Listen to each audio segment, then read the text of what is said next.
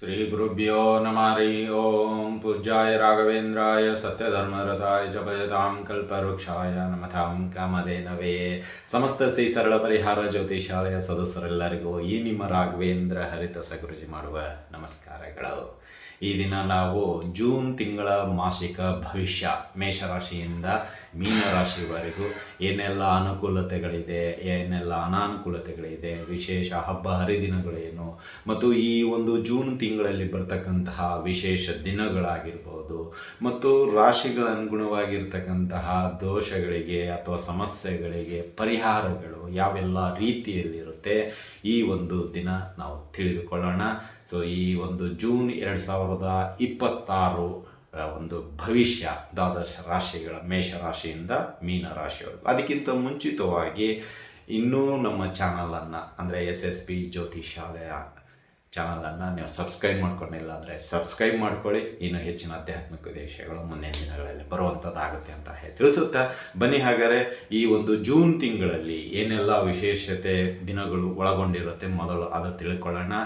ಅದೇ ರೀತಿ ಗೃಹ ಸಂಚಾರ, ಏಕೆಂದರೆ ಅದು ತುಂಬ ಪ್ರಮುಖವಾಗಿರ್ತಕ್ಕಂಥದ್ದು. ಒಂದು ರಾಶಿಯ ಅನುಗುಣವಾಗಿ ನಾವು ಭವಿಷ್ಯ ಹೇಳಬೇಕಾದ್ರೆ ಪ್ರಸ್ತುತ ಅಂದರೆ ಈ ಒಂದು ತಿಂಗಳಲ್ಲಿ ಯಾವೆಲ್ಲ ಗ್ರಹಗಳ ಸಂಚಾರ ಬದಲಾವಣೆ ಆಗುತ್ತೆ ಮತ್ತು ಏನೆಲ್ಲ ವಿಶೇಷ ದಿನಗಳು ಇರುತ್ತೆ ಆ ಒಂದು ಎಲ್ಲ ಒಳಗೊಂಡಂತೆ ಭವಿಷ್ಯವನ್ನು ಹೇಳಲಾಗುತ್ತೆ. ಹಾಗಾದರೆ ಬನ್ನಿ, ಈ ತಡ ಮಾಡೋದೇ ಬೇಡ. ಈ ಒಂದು ತಿಂಗಳಲ್ಲಿ ಗ್ರಹ ಸಂಚಾರ ಯಾವ ರೀತಿ ಇರುತ್ತೆ. ಮೊದಲನೇ ತಾರೀಕು ಜೂನ್ 1ನೇ ತಾರೀಕು ನೋಡೋದಾದರೆ ಇಲ್ಲಿ ಶನಿ ಮೀನರಾಶಿಯಲ್ಲಿದ್ದಾರೆ, ರಾಹು ಕುಂಭರಾಶಿಯಲ್ಲಿದ್ದಾರೆ, ಗುರು ಮಿಥುನ ರಾಶಿಯಲ್ಲಿದ್ದಾರೆ. ಅಂದರೆ 1ನೇ ತಾರೀಕು ಮಾತ್ರ ಮಿಥುನ ರಾಶಿಯಲ್ಲಿದ್ದಾರೆ, 2ನೇ ತಾರೀಕು ಜಂಪ್ ಆಗಿಬಿಡ್ತಾರೆ. ಅದೇ ರೀತಿಯಾಗಿ ಗುರು ಶುಕ್ರ ಬುಧ ಒಟ್ಟಿಗೆ ಮಿಥುನ ರಾಶಿಯಲ್ಲಿ ಇದ್ದಾರೆ, ಕುಜ ಮೇಷರಾಶಿಯಲ್ಲಿದ್ದಾರೆ, ರವಿ ವೃಷಭ ರಾಶಿಯಲ್ಲಿದ್ದಾರೆ, ಕೇತು ಸಿಂಹ ರಾಶಿಯಲ್ಲಿ ಇದ್ದಾರೆ, ಇನ್ನು ಚಂದ್ರ ವೃಶ್ಚಿಕ ರಾಶಿಯಲ್ಲಿ ಇದ್ದಾರೆ. ಇದಿಷ್ಟು ಜೂನ್ ತಿಂಗಳ ಮೊದಲನೆಯ ದಿನದ ಗ್ರಹ ಸಂಚಾರ. 2ನೇ ದಿನಕ್ಕೆ ನಿಮಗೆ ಬದಲಾವಣೆ ಆಗ್ಬಿಡುತ್ತೆ. ಅಲ್ಲಿ ನಿಮಗೆ ಗುರು ಕರ್ಕಾಟಕ ರಾಶಿಗೆ ಬರುತ್ತೆ. ಉಳಿದಂತೆ ಎಲ್ಲ ಗ್ರಹಗಳು ಆಯಾ ಒಂದು 1ನೇ ತಾರೀಕು ಯಾವ ರೀತಿಯಲ್ಲಿ ಸಂಚಾರ ನಡೀತಾ ಇತ್ತೋ ಅಲ್ಲೇ ಇರುತ್ತೆ. ಇನ್ನು ತದನಂತರ ಏನಾಗುತ್ತೆ ಅಂದರೆ 9ನೇ ತಾರೀಕು ಮತ್ತೆ ಬದಲಾವಣೆ ಆಗುತ್ತೆ. ಅಲ್ಲಿ ಶುಕ್ರನು ಕೂಡ ಕರ್ಕಾಟಕ ರಾಶಿಗೆ ಬರ್ತಾರೆ. ಅಂದರೆ ಇಲ್ಲಿ ಶುಕ್ರ ಗುರು ಇಬ್ಬರು ಒಟ್ಟಿಗೆ ಕರ್ಕಾಟಕ ರಾಶಿಗೆ ಬರುವಂಥವ್ರು ಆಗ್ತಾರೆ. ಅಂದರೆ ಇಲ್ಲಿ 2ನೇ ತಾರೀಕು ಗುರು ಮಿಥುನದಿಂದ ಕರ್ಕಾಟಕ ಹೋಗ್ತಾರೆ, 9ನೇ ತಾರೀಕು ಶುಕ್ರ ಮಿಥುನ ರಾಶಿಯಿಂದ ಕರ್ಕಾಟಕ ರಾಶಿಗೆ ಬರುವಂಥವ್ರು ಆಗ್ತಾರೆ. ಇನ್ನು ಅದೇ ರೀತಿಯಾಗಿ 16ನೇ ತಾರೀಕು ವೃಷಭದಿಂದ ಅಂದರೆ ಇಲ್ಲಿ ರವಿ ಸೂರ್ಯ ಗ್ರಹ ವೃಷಭದಿಂದ ಮಿಥುನ ರಾಶಿಗೆ ಬರುವಂಥವ್ರು ಆಗ್ತಾರೆ. ಈ ರೀತಿ ಬುಧ ಜೊತೆಗೆ ರವಿ ಕೂಡ ಅಲ್ಲಿ ಇರುವಂಥದ್ದಾಗತ್ತೆ ಅಂತಲೂ ಹೇಳ್ಬೋದು. ಇನ್ನು 21ನೇ ತಾರೀಕು ಕುಜ ಮೇಷರಾಶಿಯಿಂದ ವೃಷಭ ರಾಶಿಗೆ ಬರುವಂಥವ್ರು ಆಗ್ತಾರೆ ಅಂತಲೇ ಹೇಳ್ಬೋದು. ಇನ್ನು 23ನೇ ತಾರೀಕು ಕೆಲವು ಬದಲಾವಣೆಗಳೊಂದಿಗೆ ಅಂದರೆ ಇಲ್ಲಿ ಗುರು ಶುಕ್ರ ಬುಧ ಮೂರು ಒಟ್ಟಿಗೆ ಕರ್ಕಾಟಕ ರಾಶಿಯಲ್ಲಿ ಇರ್ತಾರೆ. ಸೊ ಈ ರೀತಿಯಲ್ಲಿ ಗ್ರಹ ಸಂಚಾರದ ಅನುಗುಣವಾಗಿ ಈ ಒಂದು ಜೂನ್ ತಿಂಗಳ ಭವಿಷ್ಯ ಮತ್ತು ಅದರ ಒಂದು ಪ್ರಮುಖ ದಿನಗಳನ್ನು ನೋಡೋದಾದರೆ ಮೊದಲನೆಯದಾಗಿ ಅಂದರೆ ಇಲ್ಲಿ 3ನೇ ತಾರೀಕು ಸಂಕಷ್ಟ ಚತುರ್ಥಿ ಇದೆ, 6ನೇ ತಾರೀಕು ಷಷ್ಠಿ ಇದೆ, ಆಮೇಲೆ 11ನೇ ತಾರೀಕು ನಿಮಗೆ ಪರಮ ಏಕಾದಶಿ ಬರುವಂಥದ್ದಾಗತ್ತೆ. ಅದೇ ರೀತಿಯಾಗಿ ಮಾಸಿಕ ಶಿವರಾತ್ರಿ 13ನೇ ತಾರೀಕು ಜೂನ್ ತಿಂಗಳಲ್ಲಿ ಇದೆ. ಇನ್ನು 15ನೇ ತಾರೀಕು ಅಮಾವಾಸ್ಯೆ ಇದೆ, ಅದೇ ದಿನ ಮಿಥುನ ಸಂಕ್ರಾಂತಿ ಇದೆ. ಅಂದರೆ ಈ ಅಧಿಕ ಮಾಸ ಇರೋದರಿಂದ ಈ ಜೂನ್ನಲ್ಲಿ ಯಾವುದೇ ರೀತಿಯ ಸೂರ್ಯ ಬದಲಾವಣೆ ಇರೋದಿಲ್ಲ. ಆದ್ದರಿಂದ ಅಧಿಕ ಮಾಸ ಮುಗಿದ ತಕ್ಷಣವೇ ಸೂರ್ಯ ಸಂಕ್ರಾಂತಿ ಅಮಾವಾಸ್ಯೆ ದಿನ ಆಗ್ತಾ ಇದೆ ಅಂತಲೂ ಹೇಳ್ಬೋದು. ಇನ್ನು ಅದೇ ರೀತಿ 18ನೇ ತಾರೀಕು ಗುರು ಪುಷ್ಯ ಯೋಗ ಕೂಡಿ ಬರ್ತಾ ಇದೆ. ಸೊ ಈ ಒಂದು ಗುರು ಪುಷ್ಯ ಯೋಗದ ವಿಶೇಷ ನಿಮಗೆ ತಿಳಿಸ್ಕೊಟ್ಟಿದ್ದೀನಿ. ಅದೇ ರೀತಿಯಾಗಿ ನೀವು ಆ ಒಂದು ಆಚರಣೆಯನ್ನು ಮಾಡಿದರೆ ಇನ್ನೂ ಒಳ್ಳೆಯದು. ಇನ್ನು 25ನೇ ತಾರೀಕು ನಿರ್ಜಲ ಏಕಾದಶಿ ಇದೆ. ಇನ್ನು ಅದೇ ರೀತಿಯಾಗಿ 28ನೇ ತಾರೀಕು ಶ್ರೀ ಶ್ರೀಪಾದರಾಜರ ಆರಾಧನೆ ಮುಳುಬಾಗಿಲು, ಕೋಲಾರ ಜಿಲ್ಲೆಯ ಮುಳುಬಾಗಿಲಲ್ಲಿರ್ತಕ್ಕಂಥ ಶ್ರೀಪಾದರಾಜರ ಮಠದಲ್ಲಿ ಶ್ರೀಪಾದರಾಜರ ಆರಾಧನೆ ನಡೆಯುತ್ತೆ. ಅದೇ ರೀತಿ ಉತ್ತರಾದಿ ಮಠ, ರಾಯರ ಮಠ ಎಲ್ಲ ಮಠ ಮಾನ್ಯಗಳಲ್ಲಿ ಶ್ರೀಪಾದರಾಜರ ಆರಾಧನೆ, ಅವತ್ತು ಅಲಂಕಾರ ವಿಶೇಷ, ಬ್ರಾಹ್ಮಣರ ಒಂದು ಬಹುಜನ, ಸಾರ್ವಜನಿಕರ ಬಹುಜನ ಎಲ್ಲವೂ ಇರುತ್ತೆ. ಸೊ ಆ ದಿನ ಸಾಧ್ಯವಾದರೆ ಮುಳುಬಾಗಿಲು ಮಠಕ್ಕೆ ಹೋಗಿ ಬನ್ನಿ. ಆ ಗುರುರಾಯರ ಮತ್ತು ಆ ಶ್ರೀಪಾದರಾಜರ ಆಶೀರ್ವಾದ ಸಿಗುವಂಥದ್ದಾಗತ್ತೆ. ಇನ್ನು 29ನೇ ತಾರೀಕು ಕಾರು ಹುಣ್ಣಿಮೆ ಇದೆ. ಸೊ ಇದಿಷ್ಟು ಈ ಒಂದು ಜೂನ್ ತಿಂಗಳಲ್ಲಿ ಬರ್ತಕ್ಕಂತಹ ವಿಶೇಷ ದಿನಗಳು ಮತ್ತು ಗ್ರಹ ಸಂಚಾರದ ಒಂದಿಷ್ಟು ಮಾಹಿತಿಯನ್ನು ಹಂಚಿಕೊಂಡಿದ್ದೇವೆ. ಇದರ ಆಧಾರಗನುಗುಣವಾಗಿ ನಾವು ದ್ವಾದಶ ರಾಶಿಗಳ ಭವಿಷ್ಯವನ್ನು ನೋಡೋಣ ಬನ್ನಿ. ರಾಶಿಗಳಲ್ಲಿ 4ನೇ ರಾಶಿಯಾಗಿರ್ತಕ್ಕಂತಹ ಕರ್ಕಾಟಕ ರಾಶಿ. ಈ ಕರ್ಕಾಟಕ ರಾಶಿಯವರಿಗೆ ಜೂನ್ ತಿಂಗಳಲ್ಲಿ ಅನುಕೂಲತೆ ಏನು, ಅನಾನುಕೂಲತೆ ಏನು ಹಾಗೂ ಪರಿಹಾರಗಳು ಯಾವೆಲ್ಲ ರೀತಿಯಲ್ಲಿರುತ್ತೆ ಎಂಬುದನ್ನು ನೋಡೋಣ ಬನ್ನಿ. ಇಲ್ಲಿ ಒಂದು ಕರ್ಕಾಟಕ ರಾಶಿಯವರಿಗೆ ಈ ತಿಂಗಳಲ್ಲಿ ನಿಮ್ಮ ರಾಶಿಯಲ್ಲೇ ಗುರು ಬರ್ತಾ ಇದ್ದಾನೆ, ಅದರ ಜೊತೆಗೆ ಬುಧ ಬರ್ತಾ ಇದ್ದಾನೆ, ಶುಕ್ರ ಬರ್ತಾ ಇದ್ದಾನೆ, ರವಿ ಬರ್ತಾ ಇದ್ದಾನೆ. ಅಂದರೆ ಇಲ್ಲಿ 4 ಗ್ರಹಗಳ ಒಂದಿಷ್ಟು ಪ್ರವೇಶ ಆಗ್ತಾ ಇದೆ ಕರ್ಕಾಟಕ ರಾಶಿಯವರಿಗೆ. ಇಲ್ಲಿ ಕೆಲವೊಂದಿಷ್ಟು ಬದಲಾವಣೆಗಳು ಕರ್ಕಾಟಕ ರಾಶಿಯವರಿಗೆ ಸಿಗುವಂಥದ್ದಾಗಿದೆ. ಕಳೆದ ನವಂಬರಿಂದ 2025 ನವಂಬರ್, ಡಿಸೆಂಬರ್, ಜನವರಿ, ಫೆಬ್ರವರಿ, ಮಾರ್ಚ್ ಈ 5 ತಿಂಗಳು ಏನಿತ್ತಲ್ಲ ತುಂಬ ಹಾರಿಬಲ್ ಇತ್ತು ಕರ್ಕಾಟಕ ರಾಶಿಯವರಿಗೆ. ಅದೇ ರೀತಿಯಾಗಿ ಈ ಒಂದು ಏಪ್ರಿಲ್, ಮೇ ಸ್ವಲ್ಪ ಉಸಿರಾಟ ಸಿಗುವಂತಹ ತಿಂಗಳು ಅಂತೇಳಿದ್ರು ತಪ್ಪಾಗೋದಿಲ್ಲ. ಎಲ್ಲೋ ಒಂದು ಸ್ವಲ್ಪ ಅವಕಾಶಗಳು ಸಿಗ್ತಾ ಇತ್ತು, ಆರ್ಥಿಕವಾಗಿ ಸ್ವಲ್ಪ ಚೇತರಿಕೆ ಇತ್ತು, ಖಂಡಿತ. ಬಟ್ ಈಗ ನಿಮ್ಮ ರಾಶಿಯಲ್ಲೇ ಗುರು, ಶುಕ್ರ, ರವಿ, ಬುಧ ಇವರ ಒಂದು ಸಂಚಾರ ನಡೀತಾ ಇರೋದರಿಂದ ನಿಮಗೆ ದೈಹಿಕವಾಗಿ, ಮಾನಸಿಕವಾಗಿ, ಆರ್ಥಿಕವಾಗಿ, ಬೌದ್ಧಿಕವಾಗಿ ಎಲ್ಲ ಕಡೆ ಅನುಕೂಲತೆಗಳು ಕಾಣುವಂಥದ್ದಾಗುತ್ತೆ. ಒಂದು ಆರ್ಥಿಕ ಬಲಿಷ್ಠರಾಗುವುದರ ಜೊತೆಗೆ ನಿಮ್ಮ ವಿಚಾರಧಾರೆಗಳು ಏನಿದೆಯಲ್ಲ ಸಕಾರಾತ್ಮಕವಾಗಿರುತ್ತೆ. ಅಂದರೆ ಸಡನ್ನಾಗಿ ಇರತಕ್ಕಂಥ ಕೋಪ ಇದ್ದಕ್ಕಿದ್ದಂಗೆ ನ್ಯೂಟ್ರಲಿ ಬಂದ್ಬಿಡುತ್ತೆ. ಯಾರು ಏನು ಮಾತಾಡಿದರೂ ಸಮಾಧಾನ ರೀತಿಯಲ್ಲಿ ನೀವು ರೆಸ್ಪಾನ್ಸ್ ಮಾಡುವಂಥವ್ರಾಗ್ತೀರಾ. ಅಂದರೆ ಇಷ್ಟು ದಿನ ಯಾಕಿರಲಿಲ್ಲ ಅಂದರೆ ಗುರು ಇರಲಿಲ್ಲ. ಈಗ ನಿಮ್ಮ ರಾಶಿಗೆ ಗುರು ಬಂದಿದ್ದಾರೆ. ಗುರು ಎಲ್ಲಾದರೂ ಕೋಪ ಮಾಡ್ಕೊಂಡಿರೋದು ಉಂಟಾ? ಇಲ್ಲ. ಗುರುನ ಒಂದು ದೇಶ ತಿಳಿ ಹೇಳೋಸೋದು, ಅಥವಾ ಅರ್ಥ ಆಗಿಲ್ಲ ಅಂದರೆ ಇನ್ನೂ ಒಂದು ಬೇರೆ ಮಾರ್ಗ ತೋರಿಸೋದು, ಅಥವಾ ನಿಮ್ಮನ್ನು ಒಳ್ಳೆ ಮಾರ್ಗಕ್ಕೆ ಕರೆದುಕೊಂಡು ಹೋಗೋದು. ಹಾಗಾಗಿ ನಿಮ್ಮ ರಾಶಿಯಲ್ಲಿ ಬಂದಾಗ ಏನಾಗುತ್ತೆ ಅಂದರೆ ನಿಮ್ಮ ಒಂದು ಮಾತುಗಾರಿಕೆ ಬದಲಾವಣೆ ಆಗುತ್ತೆ, ನಿಮ್ಮ ಒಂದು ವಿಚಾರಧಾರೆ ಬದಲಾವಣೆ ಆಗುತ್ತೆ, ನಿಮ್ಮ ಒಂದು ಕೆಲಸ ಕಾರ್ಯಗಳಲ್ಲಿ ಬದಲಾವಣೆ ಆಗುತ್ತೆ, ನಿಮ್ಮ ಒಂದು ಓವರಾಲ್ ಆಗಿ ಹೇಳೋದಾದರೆ ಡ್ರೆಸ್ ಕೋಡು, ಮುಖದ ಕಾಂತಿ, ಒಂದು ರೀತಿಯಲ್ಲಿ ವೈಯಕ್ತಿಕ ಬದುಕೇನಿದೆಯಲ್ಲ ತುಂಬ ಬದಲಾವಣೆ ಆಗುವಂಥದ್ದಾಗುತ್ತೆ. ಅಂದರೆ ಇಲ್ಲಿ ಗುರು ನಿಮ್ಮ ರಾಶಿಯಲ್ಲಿ ಇರೋವರೆಗೂ ಅಂದರೆ ತುಂಬ ಏಳಿಗೆ ಆಗುವಂಥದ್ದಾಗುತ್ತೆ. ಇಲ್ಲಿ ನಿಮಗೆ ಸಂಪತ್ತು ದೊರೆಯುವಂಥದ್ದು ಆಗುತ್ತೆ. ಮನೆ ಅಥವಾ ಈ ಅಪಾರ್ಟ್ಮೆಂಟ್ ಅಂತಿರಲ್ಲ, ಅದು ನಿಮಗೆ ಒಲಿಯುವಂತಹ ಯೋಗ ಇದೆ ಕರ್ಕಾಟಕ ರಾಶಿಯವರಿಗೆ. ಅಂದರೆ ನಿಮ್ಮದು ಒಂದು ಡ್ರೀಮ್ ಪ್ರಾಜೆಕ್ಟ್, ನನಗೆ ಒಂದು ಸ್ವಂತ ಮನೆ ಅಥವಾ ಯಾವುದೋ ಒಂದು ಗೂಡು ಸಿಕ್ಕರೆ ಸಾಕು, ಅದು ಖಂಡಿತವಾಗಿ ಈಡೇರುವಂಥದ್ದಾಗುತ್ತೆ. ಪ್ರಯತ್ನ ಖಂಡಿತ ಮಾಡಿ, ಖಂಡಿತವಾಗಿ ಸಿಗುತ್ತೆ. ನನಗೇನು ಗುರುಗಳೇ ಅದು ಇಲ್ಲ ಇದು ಇಲ್ಲ ಅನ್ನೋ ಹೇಳೋದಲ್ಲ, ಪ್ರಯತ್ನ ಮಾಡಿ, ಖಂಡಿತವಾಗಿ ಸಿಗುತ್ತೆ ಕರ್ಕಾಟಕ ರಾಶಿಯವರಿಗೆ ಅಂತಲೇ ಹೇಳ್ಬೋದು. ಇನ್ನು ಅದೇ ರೀತಿಯಾಗಿ ಈ ತಿಂಗಳಲ್ಲಿ ಅಂದರೆ ಈ ಒಂದು ಜೂನ್ ತಿಂಗಳಲ್ಲಿ ನಿಮಗೆ ವಿಷಯಕ್ಕೆ ಬರೋದಾದರೆ, ಒಂದು ಈ ಅಮಾವಾಸ್ಯೆ ಕಳೆದ ನಂತರ ಅಂದರೆ 15ರ ನಂತರ ಏನಾಗುತ್ತೆ, ಈ ಜ್ಯೇಷ್ಠ ಮಾಸದಲ್ಲಿ ನಿಮಗೆ ಒಂದು ರೀತಿಯಲ್ಲಿ 15ರ ನಂತರ ನಿಮ್ಮನ್ನು ಎಲ್ಲೋ ಗುರುತಿಸಿ ಕರೆಯುವಂಥದ್ದಾಗತ್ತೆ, ಬೆಲೆ ಕೊಡುವಂಥದ್ದಾಗತ್ತೆ, ಗೌರವ ಕೊಡುವಂಥದ್ದಾಗತ್ತೆ, ಮತ್ತು ನಿಮ್ಮನ್ನು ಒಂದು ಎತ್ತರದ ಒಂದು ಸ್ತರದಲ್ಲಿ ನೋಡುವಂಥದ್ದಾಗತ್ತೆ. ಈಗ ಪ್ರೋಟೋಕಾಲ್ ಅಂತೀವಿ, ಫಸ್ಟ್ ರಾಷ್ಟ್ರಪತಿ, ಉಪರಾಷ್ಟ್ರಪತಿ, ಆಮೇಲೆ ಪ್ರೈಮ್ ಮಿನಿಸ್ಟ್ರು, ಆಮೇಲೆ ಏನಂತಾರೆ ಬೇರೆ ಬೇರೆ CM, ಡೆಪ್ಟಿ CM ಈ ರೀತಿಯೆಲ್ಲ ಇರುತ್ತಲ್ಲ, ಅದೊಂದು ಪ್ರೋಟೋಕಾಲ್. ಅಂದರೆ ಆ ಒಂದು ಜವಾಬ್ದಾರಿ ಅನುಗುಣವಾಗಿ ಅವರನ್ನು ಮರ್ಯಾದೆ ಅಂತ ಆ ರೀತಿಯಲ್ಲಿ ನಿಮ್ಮನ್ನು ಗುರುತಿಸಲಾಗುತ್ತೆ. ಅಂದರೆ ಪ್ರಿಯಾರಿಟಿ ವೈಸು ಹೈಲೈಟ್ ಆಗಿರುವಂಥ ವ್ಯಕ್ತಿತ್ವ ಈ ಒಂದು ಟೈಮಲ್ಲಿ ನಿಮಗೆ ಸಿಗುವಂಥದ್ದಾಗುತ್ತೆ ಕರ್ಕಾಟಕ ರಾಶಿಯವರಿಗೆ. ಈ ಒಂದು ಸಮಯದಲ್ಲಿ ನಿಮ್ಮ ಬಗ್ಗೆ ಒಳ್ಳೆಯ ಅಭಿಪ್ರಾಯ ಬರುವಂಥದ್ದಾಗುತ್ತೆ, ಕುಟುಂಬ ಸದಸ್ಯರಿಂದ, ಸ್ನೇಹಿತರಿಂದ, ಮತ್ತು ನೀವು ಕೆಲಸ ಕಾರ್ಯಗಳಲ್ಲಿ ಇರುವಂತಹ ವ್ಯಕ್ತಿಗಳಿಂದ, ಮತ್ತು ನೀವು ಮಾಡುವಂಥ ವ್ಯವಹಾರಗಳಲ್ಲಿ ಏನಾಗುತ್ತೆ ಸೊ ಅಲ್ಲಿ ನಿಮ್ಮ ಬಗ್ಗೆ ಒಳ್ಳೆಯ ಅಭಿಪ್ರಾಯ, ಅವರ ತುಂಬ ಸಹಾಯ ಮಾಡ್ತಾರೆ, ಕೇಳಿದಕ್ಕಿಲ್ಲ ಅಂತ ಹೇಳ್ತಾರೆ. ಎಲ್ಲ ತಮ್ಮ ಕೈಲ ಅನುಗುಣವಾಗಿ ಸಹಾಯ ಮಾಡಿ ಎತ್ತಿದ ಕೈ ಇಷ್ಟು ದಿನ ಯಾಕಿರಲಿಲ್ಲ, ಇಷ್ಟು ದಿನ ಗುರು ಇರಲಿಲ್ಲ ಅದಕ್ಕೆ. ಈ ರೀತಿ ಇದೆ ಒಂದಿಷ್ಟು. ಅಂದರೆ ಇಷ್ಟು ದಿನ ನಿಮ್ಗೆ ಯಾರೆಲ್ಲ ಶತ್ರುಗಳಿದ್ರು ಈಗ ಅವ್ರು ಮಿತ್ರರಾಗಿಬಿಡ್ತಾರೆ. ಎಲ್ಲ ಉಲ್ಟಾ ಇಮಿಡಿಯೇಟ್ಲಿ 2ನೇ ತಾರೀಕು ನಿಂತರೆ 1 by 1 step by step change ಆಗ್ತೀರಾ. ನೀವು ಕೂಡ ಬದಲಾವಣೆ ಮಾಡ್ಕೊಳ್ತೀರಾ. ಇಷ್ಟು ದಿನ ರಭಸವಾಗಿ ಮಾತಾಡೋರು ಈಗ ಮೆದುವಾಗಿ ಮಾತಾಡ್ತೀರಾ. ಮಾತಿನ ವೇ ಇದೆ, ದಾಟಿ ಅಂತೀವಲ್ಲ, ಮಾತಿನ ಧಾಟಿ, ಟಾಕಿಂಗ್ ಆಫ್ ವೇ, ಅದು ಬದಲಾವಣೆ ಆಗುತ್ತೆ. ಅಂದರೆ ಇಷ್ಟು ದಿನ ನೀವು ರೆಸ್ಪೆಕ್ಟ್ ಯಾರಿಗೂ ಕೊಡ್ತಾ ಇರಲಿಲ್ಲ, ಈಗ ಎಲ್ಲರಿಗೂ ರೆಸ್ಪೆಕ್ಟ್ ಕೊಡ್ತೀರಾ.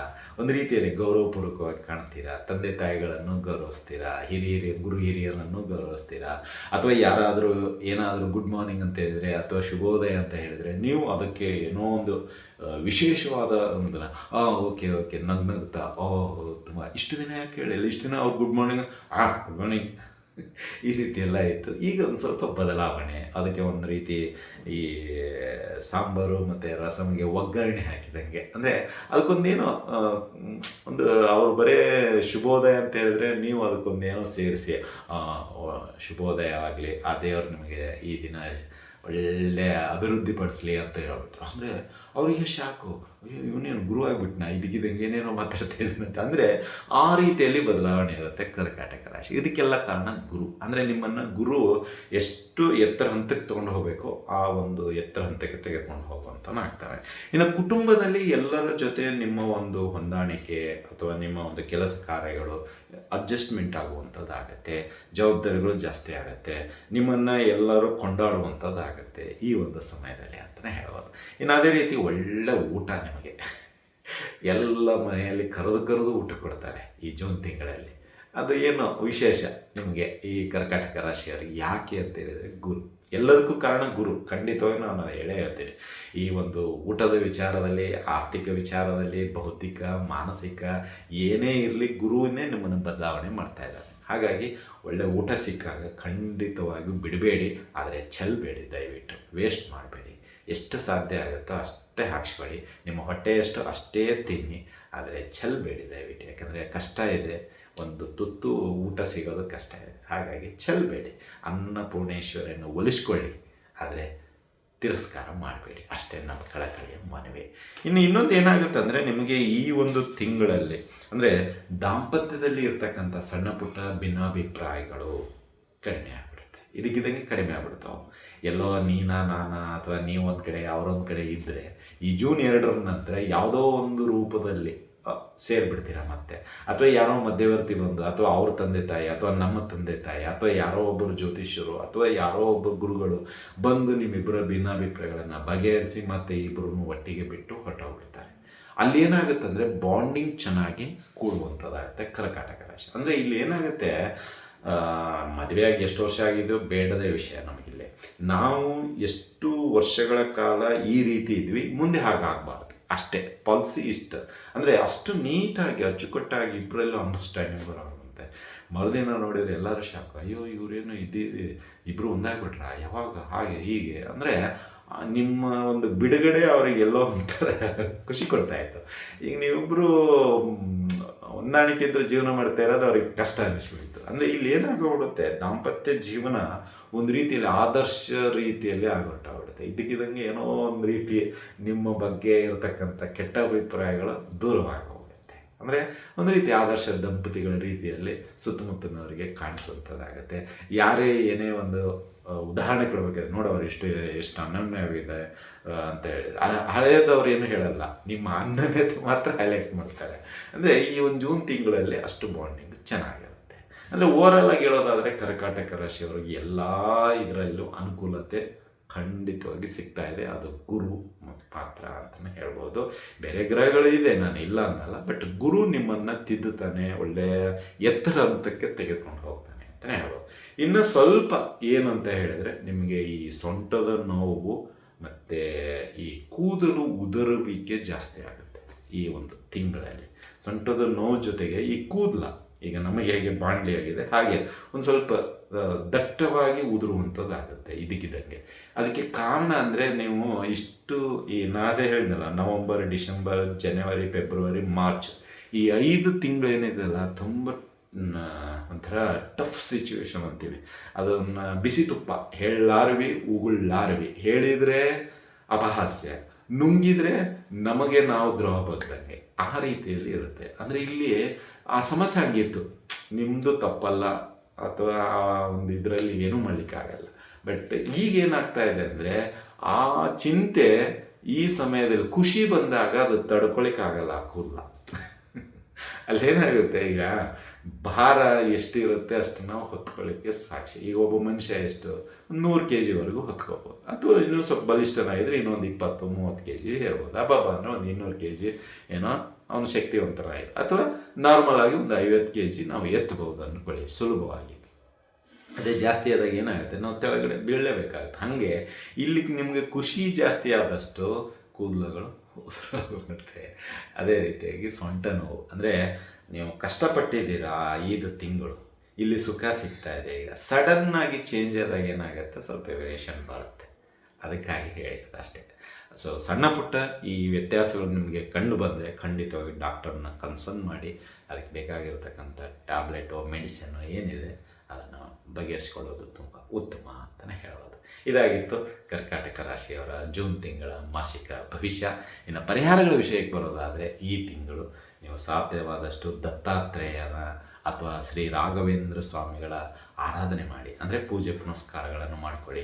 ಪ್ರತಿ ಗುರುವಾರ ದರ್ಶನ ಮಾಡಿಕೊಳ್ಳಿ. ನಿಮ್ಮ ಮನೆ ಹತ್ತಿರದಲ್ಲಿರ್ತಕ್ಕಂಥ ರಾಘವೇಂದ್ರ ಸ್ವಾಮಿಗಳಾಗಿರ್ಬೋದು ಅಥವಾ ಯತಿಗಳಾಗಿರ್ಬೋದು, ಅಥವಾ ಈಗ ಅಧಿಕ ಮಾಸ ಅಲ್ಲಲ್ಲಿ ಸ್ವಾಮಿಗಳು ಕಾಣಿಸ್ತಾ ಇರ್ತಾರೆ, ಅಥವಾ ನಿಮ್ಮ ಪೀಠಾಧಿಪತಿ ಆಗಿರ್ಬೋದು, ಒಮ್ಮೆ ಮನೆಗೆ ಕರೆದುಬಿಟ್ಟು ಪಾದಪೂಜೆ ಮಾಡಿಸಿ. ಯಾಕೆಂದರೆ ನಿಮ್ಮ ರಾಶಿಗೆ ಗುರು ಬರ್ತಾ ಇರೋದರಿಂದ ಆ ಗುರುಗಳ ಆಶೀರ್ವಾದ, ಆ ಗುರುಗಳ ಪಾದ ಪ್ರೋಕ್ಷಣೆ ಮಾಡಿರ್ತಕ್ಕಂಥದ್ದು ಒಂದು ಸಿಂಪಡಣೆ ಮಾಡಿಕೊಂಡ್ರೆ ಮೋಕ್ಷ ಸಿಗುವಂಥದ್ದು ಇರುತ್ತೆ, ಅಥವಾ ನಮ್ಮ ಪಾಪಗಳು ನಶಿಸಿ ಹೋಗುವಂಥದ್ದಾಗುತ್ತೆ, ಅಥವಾ ಆ ಗುರುಗಳ ದರ್ಶನದಿಂದ ನಮ್ಮ ಮನೆ ಒಂದು ರೀತಿ ಸ್ವರ್ಗ ರೀತಿಯಲ್ಲಿ ಕಾಣುವಂಥದ್ದಾಗುತ್ತೆ, ಅಥವಾ ನಮ್ಮ ನಕಾರಾತ್ಮಕ ಚಿಂತನೆಗಳು, ಮನೆಯಲ್ಲಿರ್ತಕ್ಕಂಥ ನಕಾರಾತ್ಮಕಗಳು ದೂರವಾಗಿ ಹೋಗ್ಬಿಡ್ತವೆ. ಹಾಗಾಗಿ ಸಾಧ್ಯವಾದರೆ ಮನೆಗೆ ನಿಮ್ಮ ಮಠದ ಪೀಠಾಧಿಪತಿಯನ್ನು ಕರೆದು ಪಾದಪೂಜೆಯನ್ನು ಮಾಡಿ, ಆ ಪಾದಪೂಜೆಯ ನೀರನ್ನು ಇಡೀ ಕುಟುಂಬ ಸದಸ್ಯರು ಪ್ರೋಕ್ಷಣೆ ಮಾಡ್ಕೊಳ್ಳಿ, ಮನೆಗೂ ಪ್ರೋಕ್ಷಣೆ ಮಾಡಿ. ಇದರಿಂದ ಎಲ್ಲ ನಕಾರಾತ್ಮಕ ವಿಚಾರಗಳು, ಚಿಂತನೆಗಳು ಏನೇನಿದೆ ಎಲ್ಲ ದೂರವಾಗುತ್ತೆ, ಸಕಾರಾತ್ಮಕ ಮೂಡಿ ಬರುವಂಥದ್ದಾಗುತ್ತೆ.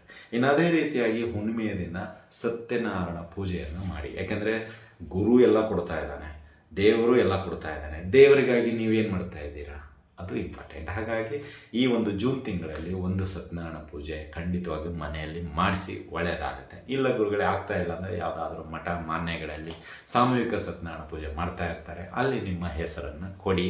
ದಾಂಪತ್ಯ ಜೀವನ ಇನ್ನೂ ಬಾಂಡಿಂಗ್ ರೀತಿಯಲ್ಲಿ ಇರುತ್ತೆ.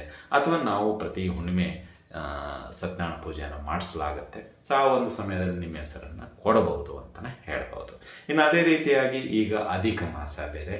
ಸೊ ಬ್ರಾಹ್ಮಣರಿಗೆ 33 ಒಂದು ನಂಬರು, ಅಂದರೆ 33 ಮಾವಿನ ಹಣ್ಣು, 33 ಬಾಳೆಹಣ್ಣು, ಅಥವಾ 33 ಹಲಸಿನ ಹಣ್ಣು, ಅಥವಾ 33 ಚಿಕ್ಕ ಚಿಕ್ಕ ದೀಪಗಳು, ಹಿತ್ತಾಳೆ, ಅಥವಾ 33 ಗಂಟೆಗಳು, ಏನು ನಿಮ್ಗೆ ಕೊಡಬೇಕನ್ಸುತ್ತೋ ಅದನ್ನು ಬ್ರಾಹ್ಮಣರಿಗೆ ಯಥಾಭಕ್ತಿ ಯಥಾಶಕ್ತಿ ದಕ್ಷಿಣೆಯೊಂದಿಗೆ ತಲುಪಿಸಿ, ಅವರ ಒಂದು ಆಶೀರ್ವಾದ ಗುರುವಿನ ರೂಪದಲ್ಲಿ ನಿಮಗೆ ಸಿಗುವಂಥದ್ದಾಗುತ್ತೆ.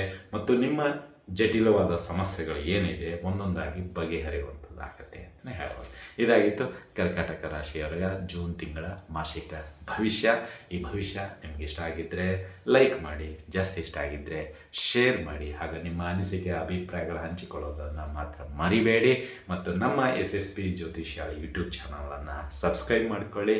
ಮುಂದೆ ಇನ್ನೂ ಹೆಚ್ಚಿನ ಆಧ್ಯಾತ್ಮಿಕ ವಿಷಯಗಳನ್ನು ತಿಳಿಸೋದಿದೆ ಅಂತ ಹೇಳ್ತಾ ಇಲ್ಲಿಗೆ ವಿಷಯವನ್ನು ಮುಗಿಸ್ತಾ ಇದ್ದೀವಿ. ಮತ್ತೆ ಮುಂದಿನ ರಾಶಿಯೊಂದಿಗೆ ಭೇಟಿಯಾಗೋಣ. ಅಲ್ಲಿವರೆಗೂ ಶಿವಮಸ್ತು ಶಿವಂ ಭಯಾತ್.